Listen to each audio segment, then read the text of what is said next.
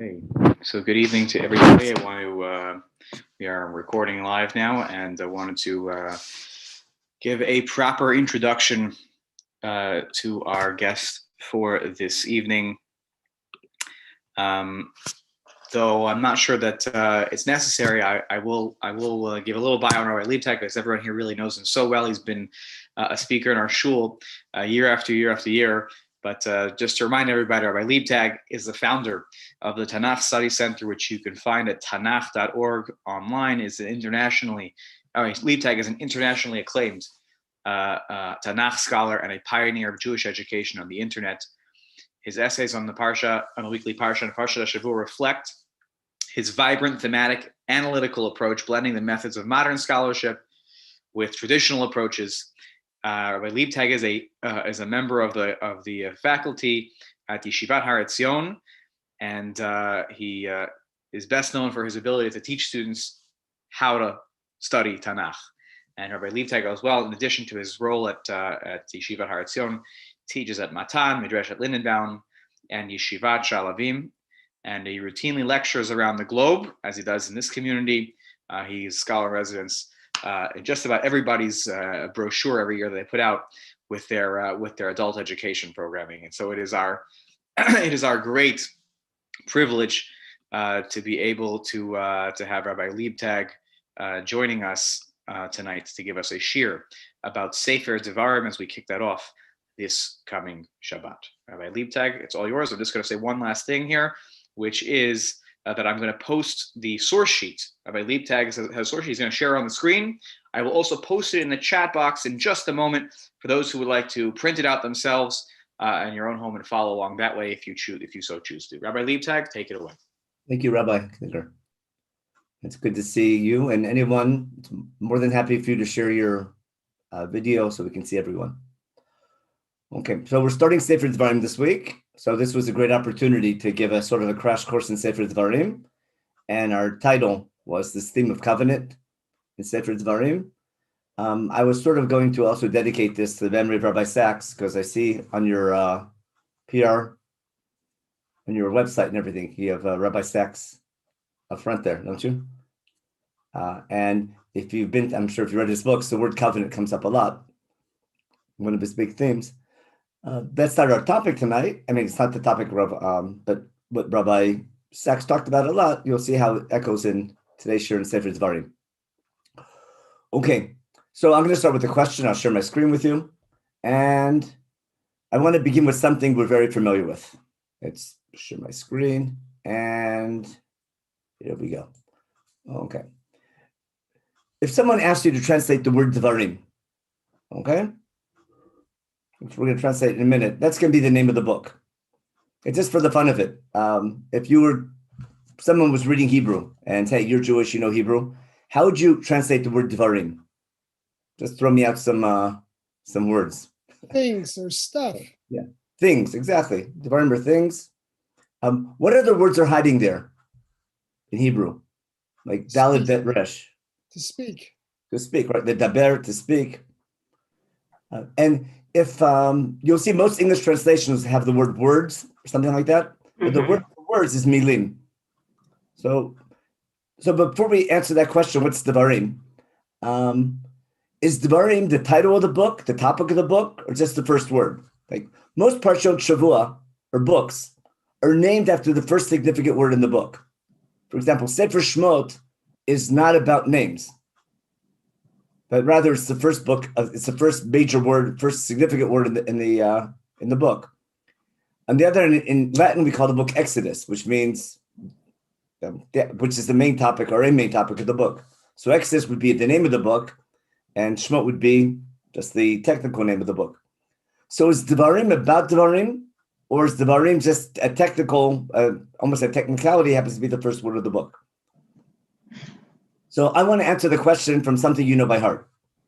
Everyone says Kriyat Shema every day, and we have that word in Kriyat Shema. Remember, we'll get to it in a minute. Remember Shema Yisrael? I'm sure everyone remembers saying those words when they say Shema.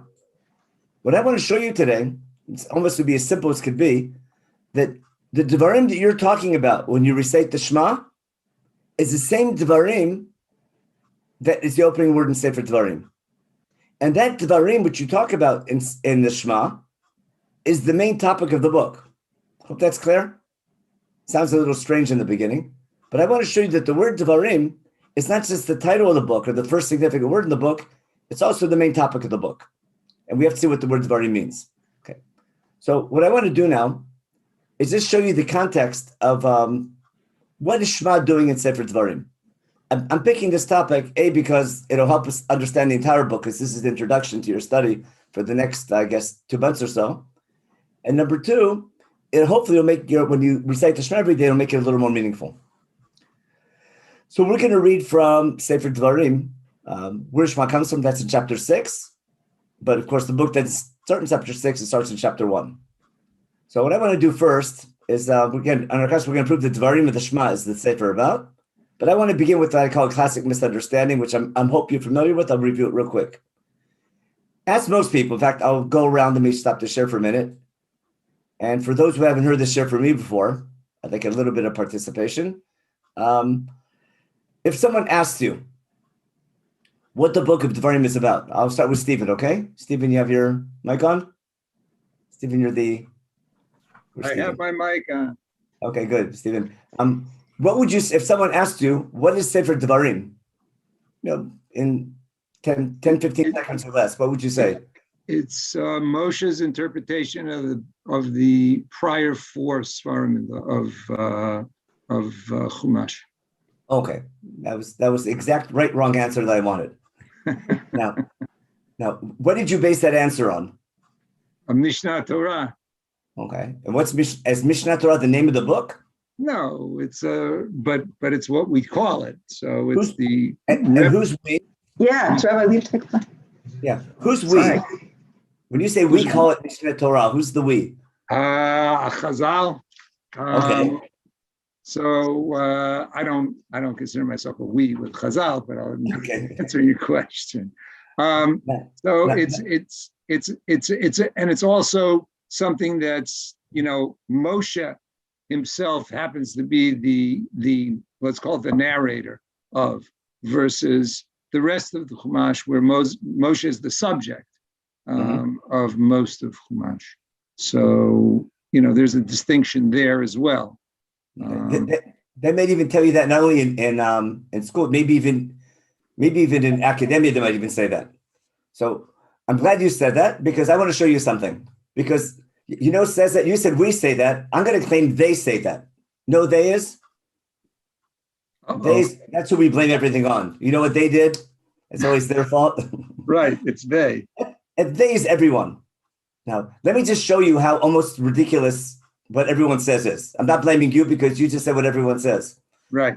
Yeah. If you say Devarim is a review, Moshe's reviewing the interpretation of the first 4 books of the Bible. Can you name me one story in Sefer Bereshit that Moshe reviews in this book? There's lots of stories in Bereshit, right? Creation, the flood, Yudah and Tamar, Yosef and his brothers.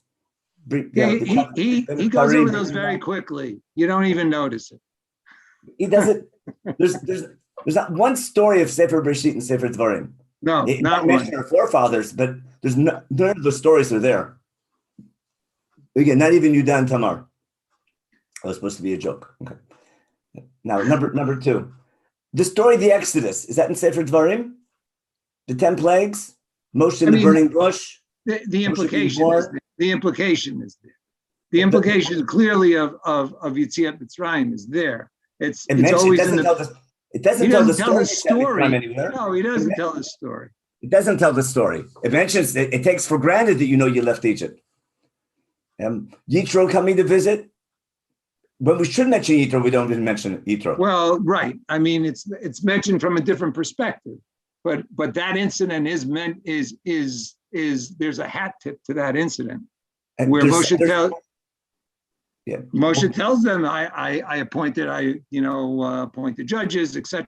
He doesn't mention Yitro in Sefer Devarim. But he mentions that happened when we were leaving Har Sinai, and Yitro came before we left Har Sinai. He doesn't mention Yitro. Doesn't mention he came with his wife and children.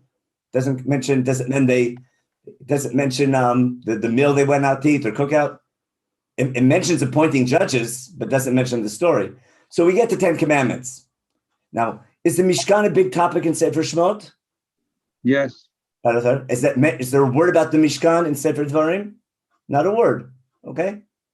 Now we have the sin of the golden calf, but of all Sefer Shemot, you have maybe 10, 15%. We have the Ten Commandments, maybe a couple laws from Parshat Mishpatim, and the golden calf story.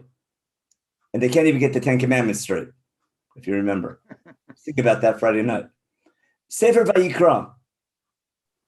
You can count on one hand how many laws of Vayikra is mostly laws, isn't it? Right. For the Not one of them in Sefer Devarim.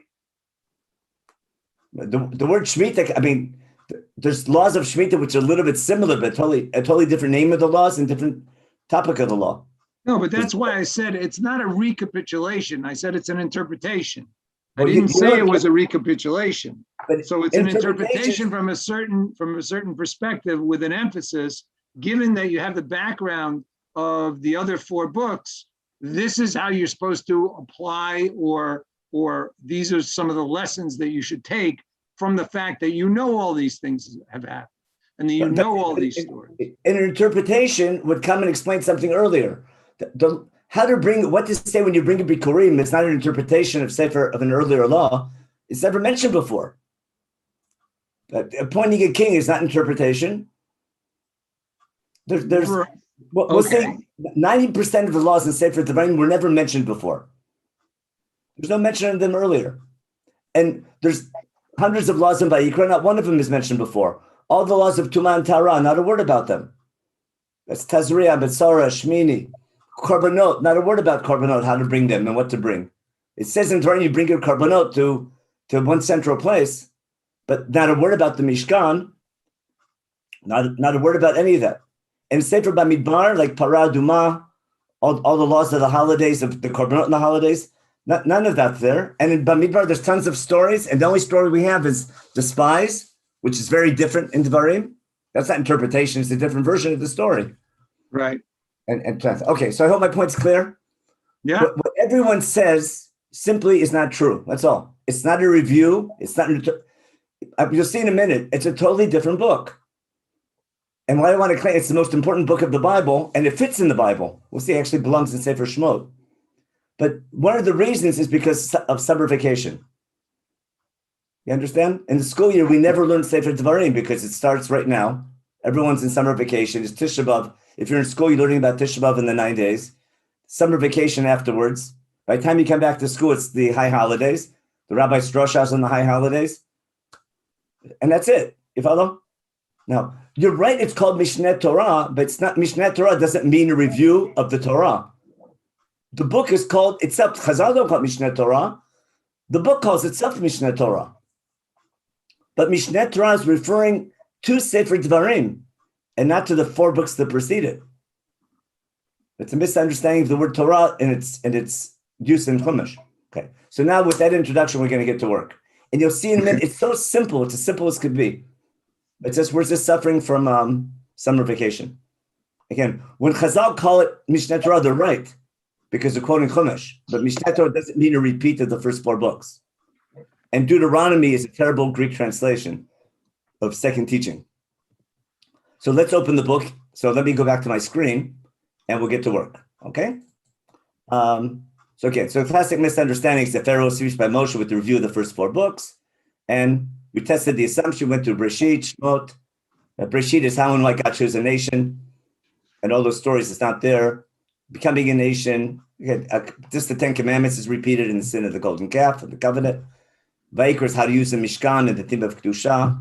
It's not there. Most of Bamidbar is not there. And Devarim, we'll see it's not a review of the first four books.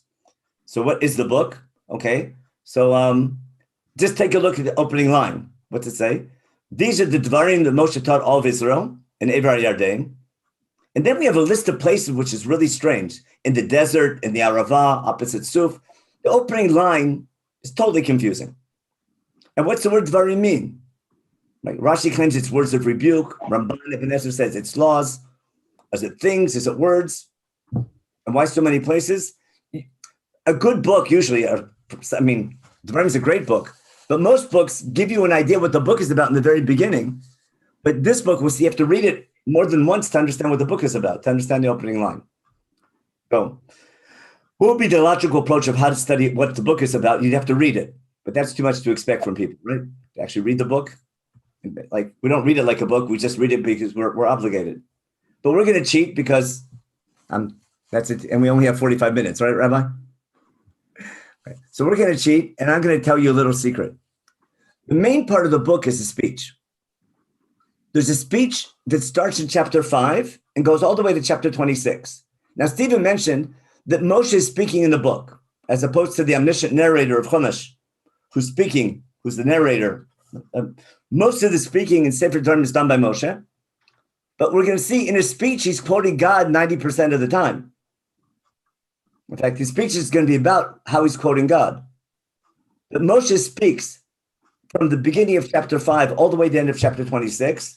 He's always going to speak from the middle of chapter 1 to the end of chapter 4. That'll be his first speech. But the biggest speech is from chapter 5 through 26. We'll take that as a given and we'll prove it. And one way to prove it, if you're bored one day, read the first line of chapter 5 that we're going to do in a minute. Here, we'll do it right now. In chapter 5, Vayikra Moshe Kol Yisrael V'Yomer, and that's the narrator of Chumash, the same narrator, the omniscient narrator of the Bible that we're so used to. So Moshe called Israel together. Here we need a quotation mark. Moshe's opening word to the people is Shema Yisrael. That's his opening line. And from a technical point of view, I don't close this quotation mark until I get to the end of chapter 26. And we'll see at the end of chapter 26, it's a beautiful ending. We'll get there today, okay? We're not going to read everything in the middle, but that's a homework assignment. But like any good speech, the opening line should say what the speech is about. So maybe the book is confusing in its opening line, but Moshe's speech is crystal clear. Because what's Moshe say? Pretend you were there. And Moshe got up and said, listen up, all Israel, to the chukim and mishpatim. I'm not going to translate it from now on. I'll just say the statutes and the laws, but I'll just use the phrase chukim and mishpatim. It says, listen to these laws and statutes that I'm going to speak to you. See the word again, dibor. I'm speaking them to you today. And what do you have to do with these laws? These laws are what Judaism is about. These laws, ulamadatem, you have to study these laws. Not only do you have to study the laws, you have to keep the laws. Now notice here, this is really important. Jewish law does not only need to be kept, it has to be studied. That's why I have so many study groups. Part of keeping Jewish law is studying the law. And we'll see how important that's going to be. That's Jewish tradition from this point on. Jewish law has to be studied and kept. Part of keeping it is studying it. Now, I would expect the next line to be, what are the laws? Instead, Moshe has to give the framework. Under what framework are these laws being commanded? And what does he say? Remember this phrase, Hashem Elokeinu. We're going to make a big deal about this phrase. Hashem Elokeinu. That means Hashem our God, we'll say Hashem our boss. Okay? Hashem Elokeinu. He convened a covenant with us at Har Sinai. True or false? Of course it's true, isn't it? That's what Sefer Shemot was about. At Har Sinai, in Chorev, we entered a covenant with God at that mountain. Remember, we said, Nas Seven Ishma. We accepted to be God. God took us out of Egypt. He made a proposal. Look what I did for you. Do you want to be my people? Do you want to obey me and keep my covenant? And we said, we accepted that. And then we got the contract, the 10 Commandments, etc. Now, because Moshe is speaking in the 40th year, what might the people say? That wasn't us, that was our parents' generation. So what does Moshe say? No, this wasn't only with your parents. This brit was made with all generations, with you as well. But that's the theme of, that's our title. The theme of covenant in Sefer Bereshit. Before Moshe teaches the laws, he says, these laws are part of a covenant that you accepted upon yourself at Har Sinai. It wasn't only you, it wasn't only your parents, you as well. Now, then he quotes the 10 Commandments.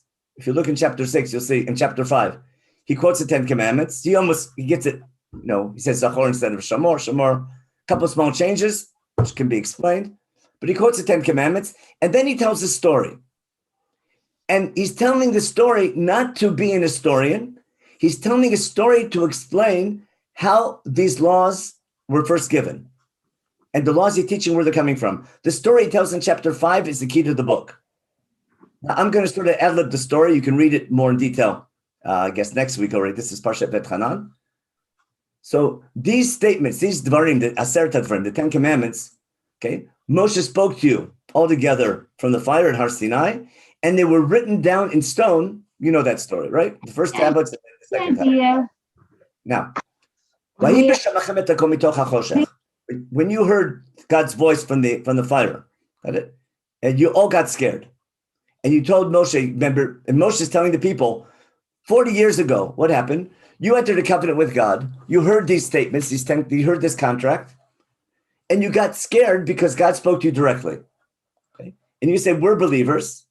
And what do they say now? And now, why should we die if we continue to be eaten up by this fire, this intense fire from Har Sinai? If we hear God anymore, and listen what they say. Pasach Gimel. Krav ata ushma. The people begged Moshe. Moshe is telling the story. You told me, you go and listen. Everything that God is saying, Hashem Elokeinu again, Hashem Elokeinu, you see why I'm making a big deal about that phrase. You go and listen to everything Hashem, our boss, is going to tell us. And you tell us, Vatat tedaber Eleinu, et kol asher yedaber Hashem Eloheinu elecha v'shamanu v'asinu. I kept highlight the whole pasuk. Got it? See the word dibur? Okay. You come and listen, and you tell us what God is saying to you to tell us. Again, Hashem Elokeinu, Hashem our God. Okay. And we're going to listen and keep. Good idea. Understand? The people don't want to hear directly from God anymore. They want to be God's people. The transmission of the law is too intense. They want Moshe to be the middleman. And now listen, they say, Shamanu Vasino, Naseh v'nishma. They're saying no longer to what they're going to hear from God, but to what they're going to hear from Moshe from God. God listens to your request, right? And God says, this is a great idea. They should always fear me so much. And now listen carefully. Go tell them. Go tell the people. Go back to your tents. Shuva lechem lo lechem. Moshe says, okay, you guys, you have a break. And God tells Moshe, here's what Moshe is saying, what God told him. God told Moshe, Moshe, you stay with me on Har Sinai after the 10 Commandments. Badabra elecha, see the word again, dibur. I'm going to speak to you the mitzvah chukim u'mishpatim. I'm going to highlight this for a minute. What happened to my here? Oh, I'm sorry about that. 1 second. Share screen. I think I messed up my share screen. Let me unshare my screen real fast. Okay, we're back on. We need annotate. Annotate and draw. Here we go. And I'm going to tell you the mitzvah. See that word? And the chukim and mishpatim. Remember, that was the first line of the speech. God told Moshe, I want you to stay with me in Har Sinai. I'm going to teach you the commandment and the chukim and mishpatim that you will teach them, asher telamdem, and they'll keep in the land they're about to go and inherit. Got that? Remember, had we not sinned with the golden calf, we would have gone to Israel right after the 10 Commandments. We were at Har Sinai, we made a covenant, we got laws, and what we're going to see now, that these laws, there's 2 more lines which I skipped. How does chapter 6 begin? What's coming up in this speech now, what's coming up now in this speech is the mitzvah, the chukim and mishpatim, the same ones that God told Moshe to stay with him on Har Sinai after the 10 Commandments, to tell the people. What's coming up in the speech is the mitzvah chukim mishpatim, which God commanded me to teach you to keep in the land at Har Sinai. Now, let's go back to the beginning of the, let me stop my shit, let me clear this and go back to my mouse. This is the beginning of chapter 6. Let's go back now to the beginning of our shir, chapter 6. Okay. Moshe called all of Israel together. I'm sorry. Okay. What happened? Moshe told Israel after the story in chapter 5. He tells them in chapter 6, what's coming up is the mitzvah, which God's teaching, telling me to teach you to keep in the land. And how do the laws begin? That's the Shema that we say every day. Hope that's clear now. Moshe now, after giving that introduction, he wakes them up again Shema Yisrael. Notice again, Hashem Elokeinu. Who's Hashem Elokeinu? Hashem Elokeinu, Hashem our boss, who entered our covenantal partner, who made a brit and Har Sinai. Hashem, he's the one and only God. And we have to love this God with all of our heart. That's the background. And these Devarim that I'm teaching you today, have on your heart and teach them to your children. Now, that's a terrible translation. Vishinantam doesn't mean to teach. What does Vishnanta mean? I'm going to erase this Hebrew part.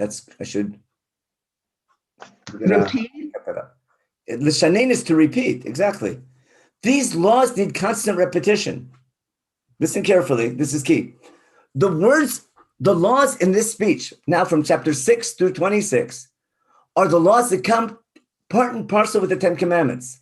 They're going to apply the Ten Commandments to day-to-day life as a nation, as a people in the land of Israel. These laws are so important, they require constant repetition.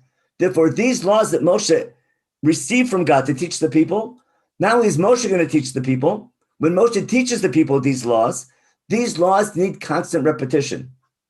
And a set of laws that needs constant repetition is called Mishneh Torah.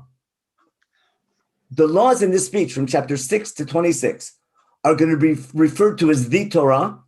In Sefer Devarim, the word Torah is not referring to what we call the Torah. In Sefer Devarim, it's crystal clear. The word Torah refers to the laws in this speech from chapter 6 to 26. Many commentators say it, but you don't need it. Just read it. The book is screaming that. And this Torah needs constant repetition because these are the core laws of the Bible, the most important laws. And the reader of Chumash has never seen them before. Now, Moshe has taught them many times. In fact, Moshe teaches them over and over again. Sefer Devarim is the very last time that he teaches the laws. Not the first time, the last time he taught these laws numerous times, probably hundreds of times, as we'll see. But these laws require constant repetition. Therefore, Vishinantam levanecha v'dibartabam. They surround you 24/7. We even put them on our doorposts, etc. And therefore, the word Devarim of Shema, what we said, is the laws of the speech, which are the laws that come with Aseret HaDvarim, with the Dibrot, which are the core laws that are going to make us a people. Hope that's clear. And that's why these laws, we'll see in a minute why we haven't seen them before in Chumash. Sefer Devarim, chronologically, the laws in Sefer Devarim belong in Parsha Yitro, or Parsha Mishpatim, as we'll see. They belong in the middle of Sefer Shemot. They're the main set of laws that come with the Ten Commandments, and they're going to tell us how to fulfill the Ten Commandments, how to fulfill the goal of the Ten Commandments, or how to fulfill the goal of the covenant in Har Sinai, as we'll see in a minute. So again, now that was a classic misunderstanding. Let's go back down to the speech. The speech is going to be chapter 6 to 26 now. That would be his speech. So I wrote here a quick summary. The laws of the main speech, 5 to 26, are a detailed set of laws that Moshe teaches with the Ten Commandments. Moshe taught them numerous times. In Sefer Devarim, he teaches for the last time. And when he teaches the laws, now we'll go back to what Stephen said. At that point, he was right. As he teaches the laws, he's going to include his commentary. But the book is not his commentary. The book are the laws, are primarily the laws he got 40 years ago. And as he teaches the laws, he might add his commentary and his experiences and his rebuke. But the core laws are 40 years old. His commentary and rebuke is new. Okay. Now, the reader of Chumash hasn't seen these laws yet because they have their own book. But the people of Israel heard these laws numerous times, as we'll try to prove it in a minute. Now, these laws require constant repetition, Mishneh Torah. And the most important thing is there's going to be a goal at Har Sinai to become a nation in the service of God. And these laws are going to explain at a practical level how to fulfill that covenant. Now, let me explain my key point now about this idea of covenant. If I go back to Sefer Shemot, before, this is chapter 19 in Sefer Shemot, Parsha Yitro. Chapter 20 is the Ten Commandments in Sefer Shemot. But we get to Har Sinai. In Sefer Shemot, Moshe is called up by God. And God tells Moshe to tell the people, to make the people the following proposal. And now, remember, look what I did for you. I took you out of Egypt on the wings of eagles. I brought you here. Look what I did for you. And now, will you obey me? In Shemot Yishmu B'Koli. Are you willing to obey me? And keep my covenant.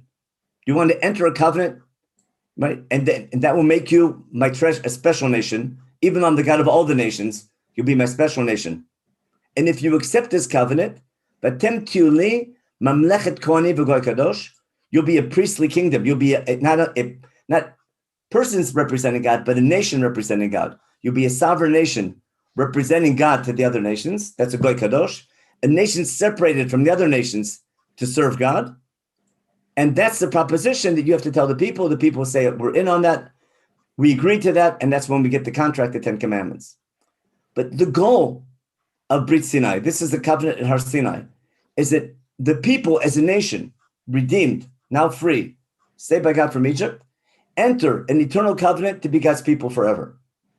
Now, the core principles of that covenant are going to be in the 10 Commandments. But how to apply them to day-to-day life, how to become it, how do you take a nation? How do you make a sovereign nation? Remember, a Kohen is someone representing a God. So most Kohanim are individuals that represent a God, but they live to 120 and that's it. Humans don't live forever. But a nation can be eternal. And therefore, God wants a nation for all generations to serve him. And that way, this nation can be an eternal nation serving God. And the way we represent God is by how we behave. But we're going to have laws that guide not only our personal behavior, but also our national behavior. How do you become a nation serving God? I need national institutions, as we'll see. And we're going to see most of laws in Sefer Devarim are going to be laws that guide not only our individual behavior, but primarily our national behavior, how we act as a people. We'll see numerous examples of this in a minute.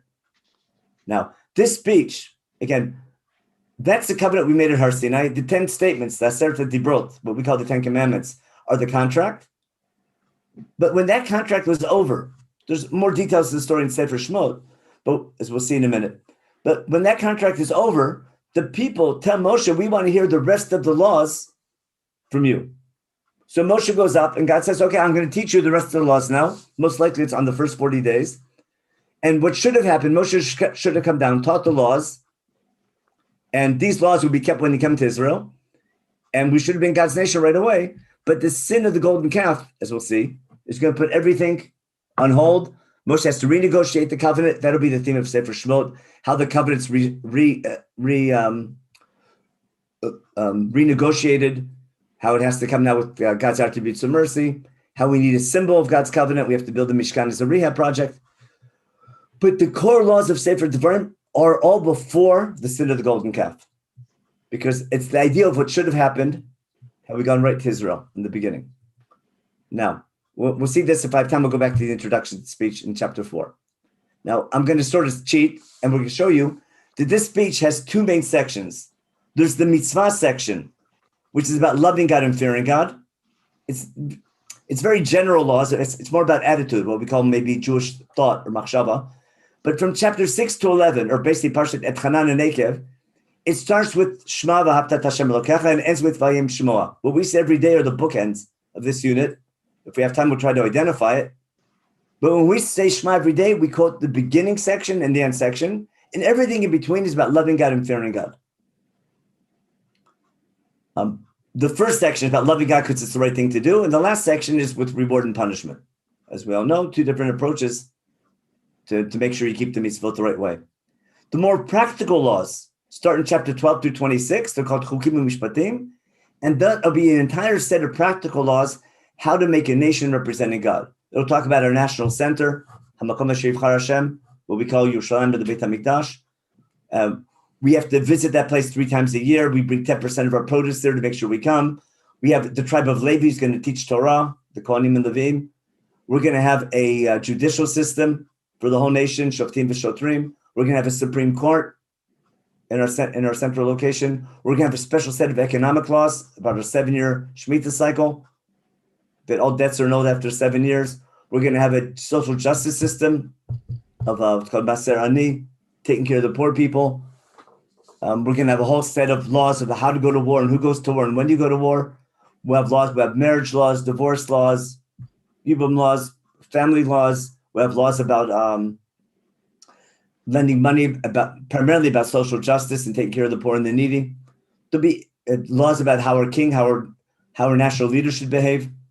There'll be a whole set of laws, and what we're going to show you now, because I'm assuming you remember the main stories of the book, not only do these laws follow the 10 Commandments, they're parallel to the 10 Commandments, meaning they come and apply the 10 Commandments to day-to-day life, and I'll show you how.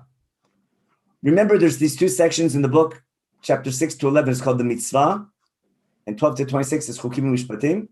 I'm going to review it real fast, but they're going to pretty much parallel the 10 Commandments. Because the first 2 commandments, remember, I'm your God and you can't serve any other gods, those ideas are going to be repeated and emphasized over and over again in chapter 6 through 11. If we have time, we'll see some examples of it. But the first two dibrot, which are famous, basically, understanding that you're in the service of God. The God's your boss. The first commandment is not just to know that he exists. We know he exists, but the understanding that we're chosen to serve him.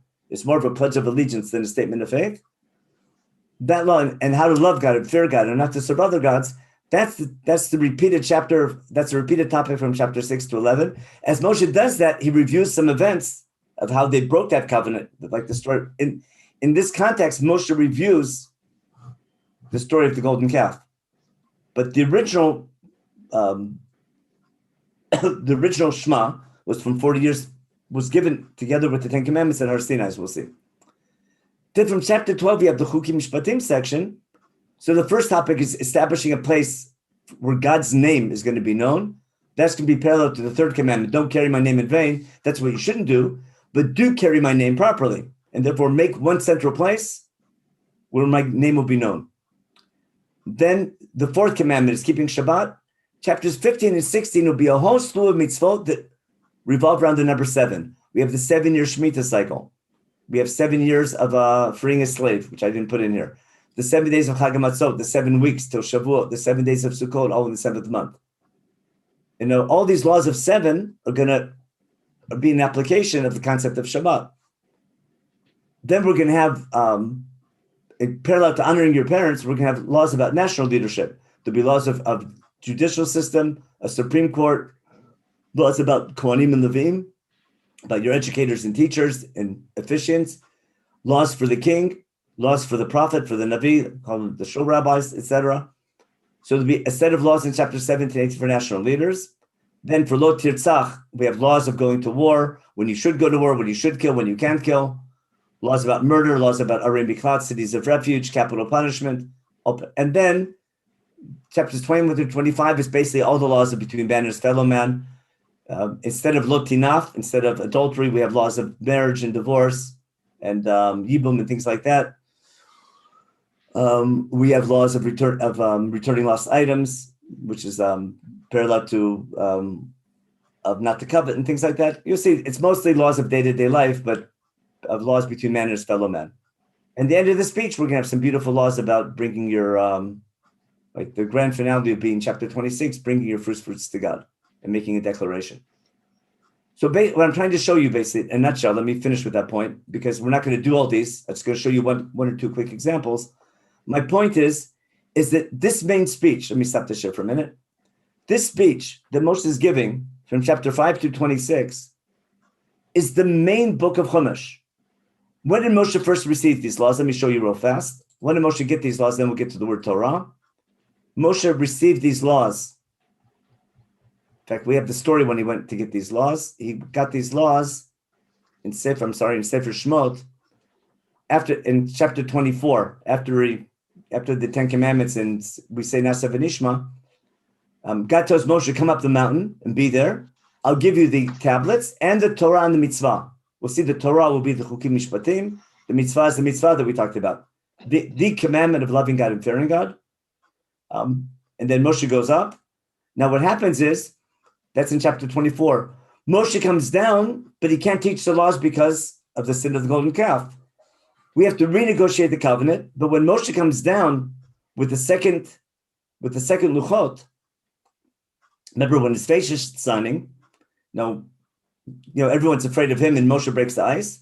When Moshe comes down with the second luchot, all of Israel comes to him, and Moshe teaches the people everything that God commanded him on Har Sinai. But Chumash only tells us in Sefer Shemot that Moshe taught them the laws, but doesn't tell you what the laws were. He just put a mask on back and forth. Meaning, the story of Moshe going up to receive the laws is in Sefer Shemot, but their detail we only find in Sefer Devarim. Now, in light of that, let me just share a different screen real fast.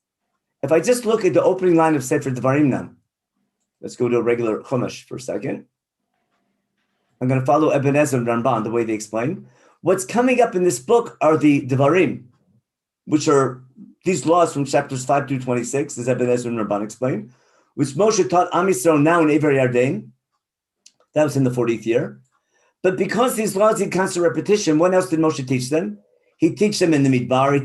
He taught them in the Arava. He taught them Mulsuf. He taught them between Paran and Tovel. He taught them in Laban and Chatzerot. He's taught these laws numerous times, especially when on the 11-day journey from Har Sinai to Kadesh Barnea, which was the journey that should have been the journey to enter the land of Israel. Remember, we left Har Sinai in the second year, and we traveled to Kadesh Barnea. In Kadesh Barnea, we sent the spies. And had the spies not sinned, we would have gone to Israel. What did we study during that 11-day journey? All the laws of Devarim, which are the laws that are going to make us God's nation once we enter the land, after we conquer it, or as we conquer it. These laws were taught intensely and reviewed and drilled because it's Mishneh Torah during that 11-day journey. But then what happened? That would be the first speech. Because you sinned with the sin of the spies, everything is on hold now for 38 years because you can't apply these laws because you're not going to Israel. And now in the 40th year, it's deja vu. A month before Moshe dies, we're about to enter the land. What's Moshe do? Moshe speaks these laws one last time to the people after we started winning wars with Sichon and Og. And Moshe begins his first speech that God told us back at Har Sinai, you've been here long enough, but Moshe began explaining this Torah. The Torah referring to the main speech in Arbot Moav, and that's chapters 1 through 4. But the Torah itself is going to come up in chapter 5. Hope that's clear? Meaning, Sefer Devarim is the last time that Moshe gives a speech. The people of Israel have heard it numerous times. Moshe teaches it the last time in Sefer Devarim. Now, let me just prove to you now that this book is called a Torah. Why? Remember, we said from chapter 5 to 26 is the speech. So in chapter 4, which is right before chapter 5, at the very end of chapter 4, actually, just look at the first line of chapter 4. Moshe says, now listen up, all Israel. I'm about to teach you chukim u'mishpatim, that God commanded me to teach you to keep in the land, so that you're worthy of conquering the land. Don't add to them, don't take off. It says, pay attention, I'm teaching you chukim u'mishpatim, that God commanded me to teach you to keep in the land. Keep them because that'll make you a light to other nations. They'll come and respect you and understand me if you keep them, this idea of a goy gadol. Then he has some more exhortation. And then when the speech is over, the speech ends in verse 40. Okay, make sure to keep all these laws I'm commanding you today, so that you live for a long time in the land and don't go into exile. Then the narrator returns at the end of chapter 4, and what does he say? What's coming up now in chapter 5? V'zot HaTorah. What's coming up now is the Torah that Moshe is teaching the people of Israel, which includes the warnings and the chukim mishpatim that Moshe told Bnei Israel first when they left Egypt, and now on the other side of the Jordan, in the 40th year, he's teaching them one last time after we defeated Sichon and Og. And that's the introduction to the speech. The next chapter is chapter 5. When the speech is over in chapter 27, the speech ends at the end of chapter 26. What's Moshe do? Moshe commands the people, keep this mitzvah I'm teaching you today. And when you cross the Jordan River, what do? Go to Har Eval and erect giant stones and plaster them so you can write on them. What do you write on these stones? On these big stones, you're going to write down all the words of the speech that I just told you from chapter 5 to 26. So you'd be worthy of keeping these laws. Make a ceremony there, build an altar, have a cookout like you did at Har Sinai. And again, what do you write?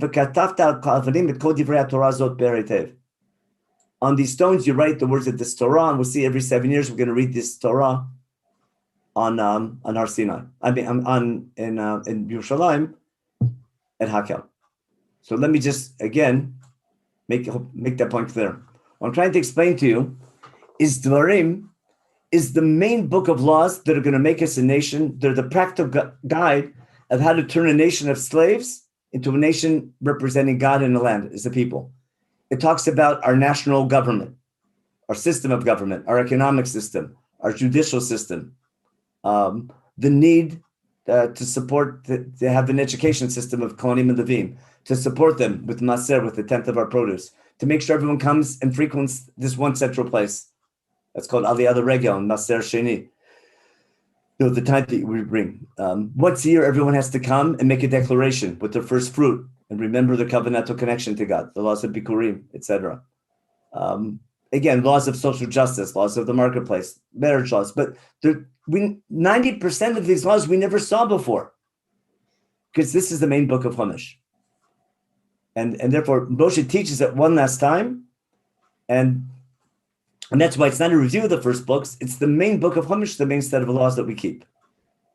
Now, let me conclude this year. Let me go back to my screen. And I want to conclude this year with these key points. It's this review. And I'll bring some examples and we'll take questions. Okay. What I want to do for the ending, I want to just review one last thing.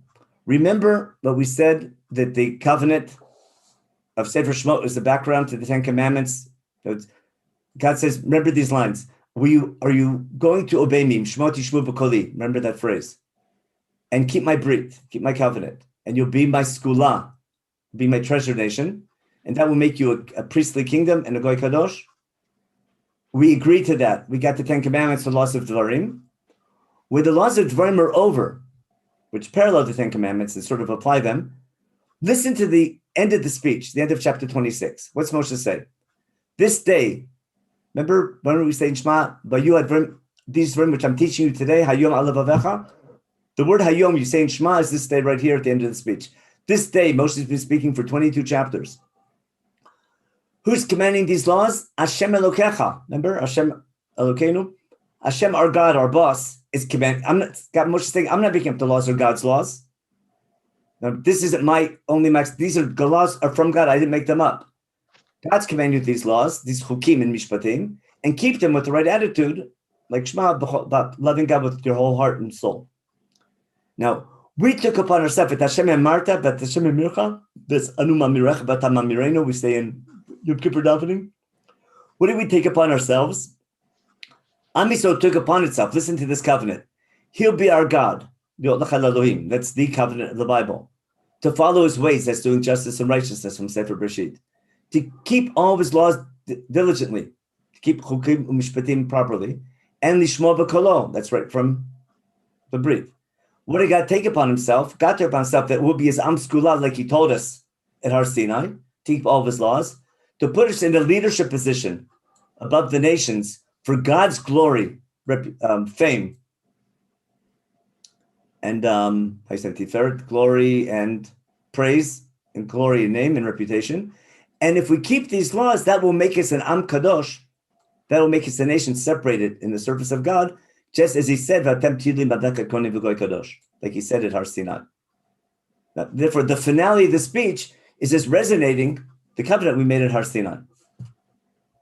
And therefore, everything in between is this Torah, which is a guidebook. A Torah is a set of laws. It's an instruction book of how to become a Goy Kadosh. I can't just say, oh, you're a holy nation and that's it. I need a specific guidebook. How to take this concept of being a nation in the service of God, how to apply it to day-to-day life as a nation, as well as individuals. And then, as we said, the book is called Torah because at the book ends, before the speech begins in chapter 4, Moshe says, V'zot HaTorah Asher Sam Moshe, which includes the Chukim Mishpatim. Then the speech begins with all these laws, and it ends, like we saw, from 5 to 26. And when it's over, as we saw in chapter 27, God tells Moshe to tell the people, write down these words of the Torah, and write them on stone in Harival, and teach them. Once you enter the land, teach them and drill them. Moshe won't be there for that, but Moshe commands them in this book. And finally, at the end of the book, every 7 years at Hakel, we read the words of this Torah, which again is Sefer Devarim. Ramban basically said the same thing, but we don't have time to see that Ramban. You could look it up later on. The Ramban in Shemot 24, when God tells Moshe come up the mountain, he says Moshe taught the laws of Sefer Devarim, the Torah and the Mitzvah, is what we have in Sefer Devarim in the main speech. Okay, that was the story. So I hope, if you want, you can read the rest on the source sheet. My time is up, my hour is up. I'm going to take questions in a little bit, but I hope, let me just make my point clear again. My claim. I'm not claiming, I'm simply reading the book. If you read the book carefully, and just read it, that's all. Treat it like a book. The book is a set of laws that comes part and parcel with the Ten Commandments. The laws are parallel to the Ten Commandments. And they're the main book of Chumash, the main set of laws that guide our day-to-day life. Where else do we find laws like this in Chumash? in Parshat Mishpatim, we get three chapters of jurisprudence primarily, but we have a small set of laws that will keep us going, while we're in the desert. That's a set of laws that we find a couple of them in Devarim, but most of them only have in Parshat Mishpatim. That's mostly civil law, which is basically Hammurabi upgraded a little bit with the Jewish version of Hammurabi laws, which they're familiar with from beforehand. The rest of the laws in Shemot are about the Mishkan and how to build it, how to use it. In Vayikra. In Vayikra, we have one chapter, chapter 19, about how to behave, Kedoshim B'Av Kedusha. That's about individual behavior. But other than Parshat Mishpatim and Kedoshim to you, the only place in Chumash that we have a whole set of laws that guide our day-to-day life in every realm is Sefer Devarim. That's it. There is nowhere else in Chumash we have laws like this. And therefore, it's the main book of Chumash. That's why it's called a Torah. It's a guidebook. It's an instruction book of how to become a nation in the service of God. Now, it's a book, not just a book of laws, it's a book of principles, and the rabbi is going to apply these principles to day-to-day life. And when Chazal call it Mishneh Torah, that's because in Sefer Devarim, when the king writes down these laws are going to guide the nation. Therefore, the king is the CEO in charge of applying these laws. And therefore, the king's job is to write the Torah down and study it every day because it's his guidebook of how to run the country. It's not a technical law. He has to write a Sefer Torah, keep it in his closet. The Torah is an instruction booklet. That's what the word Torah means, of how to run a nation serving God, how to apply the laws. That's already Torah Shabbat Peh. So that was the word Torah in the book. Let me just show you the word, give me an example of this word, the two sections, just real quickly. If I look in chapter, I want to show you at the end of chapter 11, when Shema's over. So something we say every day. Remember, I said the second parsha of Kriyat Shema is the bookend. Remember Vayim Shemoah in chapter 11? When the Shema section is over, what's Moshe saying? Kim Shmor Tishmor et Kol HaMitzvah Azot. Should you keep this commandment, the commandment, which is doing what? Which is to love God with all your heart, to follow his ways and to cling to him. If you keep this commandment, then God will help you conquer the nations. And then he says, because you're about to cross the Jordan River and enter the land and conquer the land. And when you come there, make sure to keep these chukim mishpatim, which start now in chapter 12. Eila chukim mishpatim. That goes to chapter 26. I just wanted to clarify what we said in the main sections of the speech. Let's look at it one more time. Remember, we said the main sections of the speech were of the book. I'm sorry. Right over here. Here we go.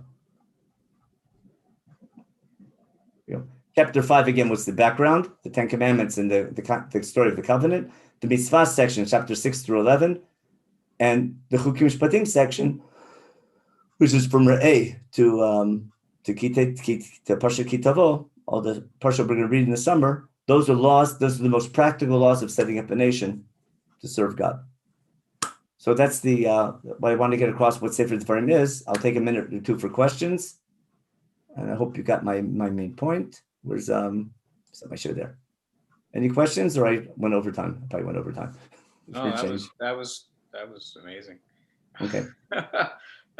So why is folks have questions? You can just unmute yourself. Questions? Go ahead. So why the specific laws in Parshat Mishpatim that are mentioned in Parshat Mishpatim rather than in Devarim? Okay. I mean, so if I found the Ramban, why not wait? Go ahead. Why not wait? I mean, basically, why explain them, in Shmot? Why not just wait until Devarim where you're explaining all the other laws and fold so listen, them in? if you're publishing a book, okay? Let's say you're publishing a book about let's say you're putting a book of I'll go back to Rabbi Sachs again. Rabbi Sachs has tons of books and tons of articles. I want to publish, the main thought of Rav Sachs. So what does the redactor, the editor, have to do? Has to organize them. What should I put first? What should I put second? When in the 40th year, remember, according to Chazal, according to Chumash, Moshe puts Chumash together that we have, what we call the 5 books. That's only organized in the 40th year. Up until the 40th year, Moshe has a bunch of Megillot, but what we call Chumash doesn't exist until the 40th year. Maybe we had Sefer Bereshit separately, but every book has its theme. And therefore, in Sefer Shmot, when we got the 10 Commandments, we made a ceremony where we got a sampling of Jewish law. Now remember, when we come out of Egypt, we're aware of, there's a law system in Egypt. There's laws in the ancient Near East. And Hammurabi law was typical law that everyone was familiar with. What does Chumash do? It takes an existing law code that they're familiar with and makes it Jewish. That's why we're going to find in Parshat Mishpatim lots of laws that are similar to Hammurabi law, but different pesach, a different conclusion for our Beit Din, which is primarily upgrading the status of slaves, of avadim, and there's no more class system. Everyone's equal under the law. And there's some basic laws about kindness and ethical behavior. But a quick sampling of law, it's like Cliff Notes, where Ramban explains it. It's like when someone becomes Jewish, when we have a converting, we don't teach them everything. We just give them a little sampling, and here's a touch of Judaism, and the rest continue learning. But on those laws in Parshat Mishpatim, that's what we say Nasa V'Nishma to the first time around. After that, after Parshat Mishpatim, Moshe goes out for 40 days and 40 nights to get another set of laws, which Am Yisrael should have received right away, but we don't get them right away because of the sin of the golden calf, and we have to renegotiate the covenant. But remember now, Moshe taught these laws to the first generation when he came down with the second Luchot, and he taught them numerous times on the way to, and the second year on the way to Kadesh Barnea, on the way to conquering the land. These laws were drilled over and over again, but because of the sin of the spies, everything's put on the back burner until 40 years later. Mm-hmm. In the 40th year, before he dies, Moshe has to drill these laws one last time. And Chumash prefers, remember, I want to clarify, the people of Israel heard these laws over and over again. The reader of Chumash never saw them. Chumash prefers to record them the last time Moshe taught them, as opposed to the first time. Why? Because the last time Moshe teaches them, he reviews them and adds his interpretation. He mentioned he adds rebuke. He adds his insights. Remember what God did to Miriam. Remember, keep the laws of Tzarat. And remember what God did to Miriam. Remember the idea of keeping about Lashon Hara and things like that. Mm-hmm. Moshe, but that's why he says Kasher Tzivcha. He goes over 10 commandments as God command you. That's why even when he tells the 10 commandments, we'll add a little interpretation to it. But he's the core laws, the laws of Shema, Vayim Shema. Why wait for the 40th year? That law was given on Har Sinai. Bringing your first fruits, Bikurim. All the laws establishing a government and how you go to war, all those laws were necessary right away. Not only in the 40th year, they were necessary in the first year. But you couldn't apply them until the 40th year because you don't apply them until you conquer the land and set up a nation. So because of this sin, that's what I'm saying, the laws in Devarim precede. You see, that's why there's no mention of the Mishkan in Devarim. And all the conclusions the Bible critics come up with, I mean, all the problems they have, are all misunderstood. They have a terrible misunderstanding because they don't understand the book belongs in Sefer Shemot. They see that as a different, their whole basic assumptions are all wrong from a technical point of view. They see these as parallel, different sources in different time periods. The way I'm explaining it, all those problems are solved because there's no Mishkan mentioned because the laws in Devarim reflect the ideal before there's the sin of the golden calf. So Moshe tells the story of the golden calf as part of his rebuke in the book. But the goal of the book is not to teach you history, to review history. The goal of the book is to teach these laws that are the core laws that are going to make us a Jewish people. It's how to become a nation serving God. God's going to hold us to a higher standard, but how to become a nation forever representing God as a people and a nation. Again, laws about how you go to war and how your army acts and how your judicial system acts, in your Supreme Court, in your political leaders, in your education system, in your taxation system. Those are all laws that guide national behavior. And those laws we never saw before. But these laws need constant review. That's why they're so important. And then to Mishnah Torah. Okay, who's that, Steve? Yeah, thanks. Okay. Great. Okay, so Rabbi Klinger shared the source sheet with you if you want to go over them. But the best source sheet is your Chumash. Yeah, keep this in mind. When you read Chumash the next couple of weeks, don't read it, study it, but just pay attention to what's going on. You'll see. Again, the first speech is why it's been 40 years. That's why it goes into detail. Now, why does it mention Yitro? That's a different question, but why skips Yitro? Because the topic there isn't Yitro. It's a different type of leadership he's talking about. He's referring to Parsha Balotcha, but that's a standalone share. Okay, any other questions? Here we go. Thank you so much, Rabbi Leibtag. This was phenomenal. Okay. I can speak for myself. I have a new perspective on Sefer Devarim and really the whole Torah suddenly, and I feel like I've been. I'll give you I've the had an secret. awakening. Yeah, I'll give you a secret what the culprit is. We have a beautiful custom when we do Hagbah. What do we say when we do Hagbah? Zot HaTorah is that pasuk. Yeah, Yeah. So what's everybody think? it's the whole Torah. That's because that pasuk referring to the Torah. That's not the side of the pasuk, is it? Now it's a beautiful custom, isn't it? Right. But that custom has nothing to do with what there's no doubt that pasuk is referring to laws in Sefer Devarim. It's just right there in front of you. So I guess at least for the next number of weeks, it's fitting to say it though. Okay, this we can do it. If you hold a separate small Devarim. And that's why the word Devarim, you got it when you say Shema every day. You understand how important Shema is? That's why Shema is parallel to the first commandment is Hashem is our boss. Hashem Elokeinu made a brit b'charev, our covenantal partner. It's a pledge of allegiance. And therefore, and these Devarim that you're referring to in Shema are the laws of Sefer Devarim. It's what we say every day by heart. But isn't it clear that the word Devarim in Shema is the Devarim of Sefer Devarim? And therefore, the word Devarim is not the first significant word, it's the topic of the book. And Dibor is such a great word about Dibor. That's a Sicha, that's a rabbi's speech. Dibor about speech, we build communities through speech. That's Rabbi Sachs left and right? No. Our speaking, God speaks to create, in the word Dibor and Asher Diber. And Dibor is also rebuke. Remember, I'm speaking to you. So Dibor and the power of speech and words and things like that. But that's too long a speech for now. Yeah, fascinating. Thank you so much, and we look forward to the next time we have you. And thank you all for joining. And hopefully you enjoy reading the collective conversation essays that come out every week for the coming book of Sefer Devarim. Thank you, Rabbi Leibtag. Thank you all. Have a great night. Take care. Okay, take care. Hi, Dita. Okay, bye-bye.